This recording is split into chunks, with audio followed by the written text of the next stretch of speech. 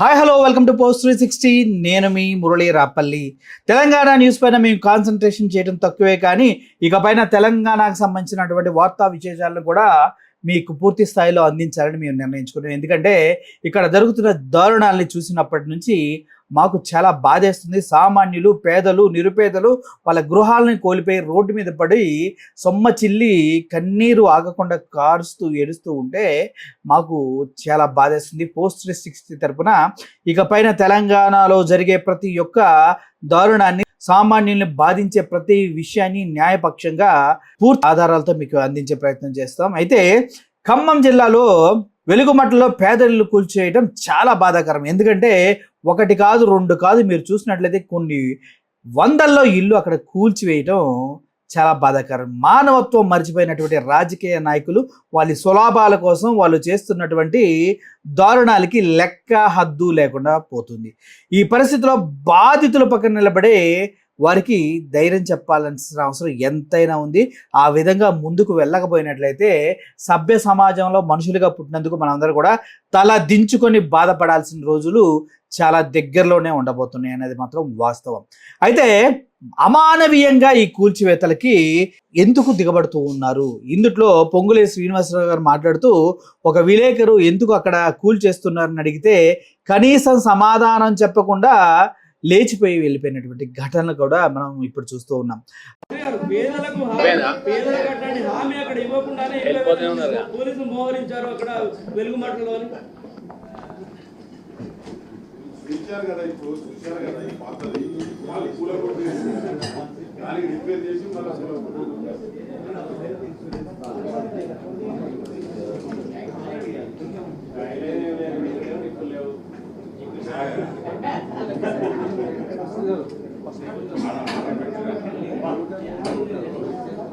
అయితే ఎవరైతే కేసీఆర్ని నమ్మారో వాళ్ళు కేసీఆర్ రావాలి అన్నా, కేసీఆర్ అన్నా చూడంటూ కేకలు పెడుతూ ఉన్నారు, అరుస్తూ ఉన్నారు. కానీ కేసీఆర్ గారి సమాధానం ఒకటే, అరే నువ్వు కత్తి వాడి చేతిలో పెట్టి యుద్ధం నన్ను చేయమంటే నేనేం చేస్తా అని చెప్తున్నారు.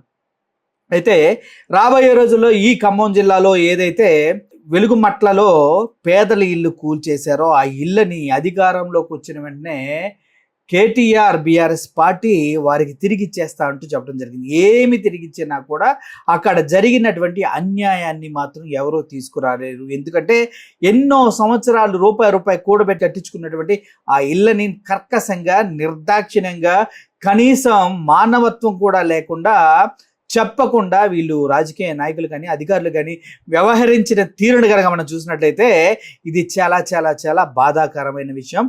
ఎవరిని కూడా క్షమించకూడదు.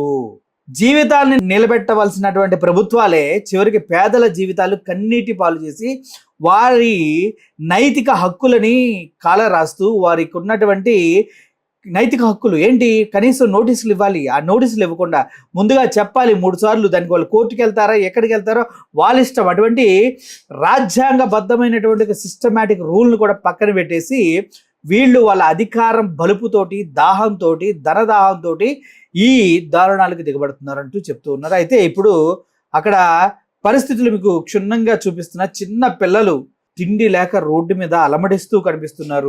వృద్ధులు, చిన్నపిల్లలు వాళ్ళ కన్నీళ్లు ఆపటం ఎవడి వల్ల కావట్లేదు. కానీ రాజకీయ నాయకులను ఎందుకంటే ఎన్నుకునేది? వాళ్ళ ఇష్టం వచ్చినట్టుగా ఇళ్ళని, వాళ్ళకి కావాల్సిన ప్రదేశాలని, వాళ్ళకి కావాల్సిన నాయకుల కోసం నిర్మించుకుంటూ పేద ప్రజల్ని కన్నీటికి వదిలేసి వాళ్ళ బాధల్ని నడి సముద్రంలో వదిలేయటానిక. కానీ కేటీఆర్ ఆ ప్రదేశానికి వెళ్ళారు, ఖమ్మం వెళ్ళారు, వెలుగుమట్లలో పేదలతో మాట్లాడారు. కేసీఆర్గా మాట అని చెప్పి రామన్న పేద ఇల్లు కూల్చడం కాదు, వారి జీవితాన్ని నిలబెట్టిందే ప్రభుత్వం అంటూ కేటీఆర్ మాట్లాడటం జరిగింది. అయితే రాబోయే రోజుల్లో కేటీఆర్ కలిసి ఏం చేస్తారు? ఖమ్మం వెలుగుమట్లలో జరిగిన దారుణాన్ని ప్రశ్నిస్తూ ఇప్పటికే చాలామంది రోడ్లెక్కి పేదలకు అండగా నిలుస్తూ ఉన్నారు. ఆ తరుణంలో ఒక ప్రెస్ మీట్లో మాట్లాడుతూ పేదలకు సమాచారం ఇవ్వకుండా ఇల్లు ఎలా కూలుస్తావా పొంగులేటి అని అడిగితే ఆయన సమాధానం చెప్పకుండా జారుకున్న పొంగులేటి. నిజంగానే ఆ వీడియో కూడా మీకు ప్లే చేస్తున్నా చూడండి. అసలు సమాధానం చెప్పకుండా ఎలా నిర్దాక్షిణ్యంగా లేచిపోతూ ఉన్నాడు.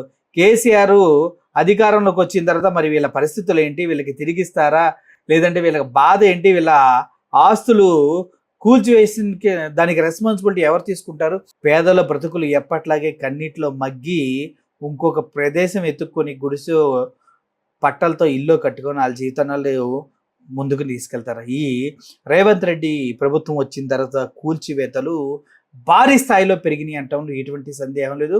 పేదల ఇళ్ళని కూల్చడం కోసమే అధికారంలోకి వచ్చారా రేవంత్ రెడ్డి అంటూ చాలా మంది ప్రశ్నిస్తున్నారు. చిన్నపిల్లలైతే గాంధీ మహారాష్ట్రంలో పుట్టాడు, అయినా కూడా మేము అంతగా పట్టించుకోము, నువ్వేందయ్యా ఆయన కోసం 5 కోట్లు పెట్టి మా ఇల్లు కూల్చి ఆయనది కట్టేదంటూ ప్రశ్నించే వాళ్ళు కూడా ఉన్నారు. సో ఓవరాల్గా ఒకటే, పేద ప్రజలు అందరికీ చులకనే. కాబట్టి డబ్బు సంపాదనలో కొద్దిగా కాన్సన్ట్రేషన్ చేయండి.